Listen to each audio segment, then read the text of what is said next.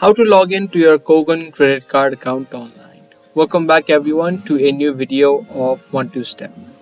If you're also trying to log in to your credit card account of Kogan Money, then make sure you keep watching this video until the end, and by the end of this video, you'll be successfully logged into your account. Now either you can log in using the mobile app of Kogan Money credit card, but for this video we're going to use the website. So just search for Kogan credit card login on the web browser and you'll see this search result. Click on this first link and through this section you can see this login page. Now firstly you'll need to type in your username that you created while you signed up. If you don't remember your username, you can click on the forgot username link.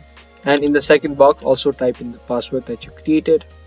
If you don't remember your password either, you can click on the forgot password link and from there you can follow the steps to recover and reset your password. And lastly, if you want this device to remember your username, the next time you open up, you can check this box. And once you fill in both these information, you can just click on login and you'll be immediately logged in to your Kogan credit card account online.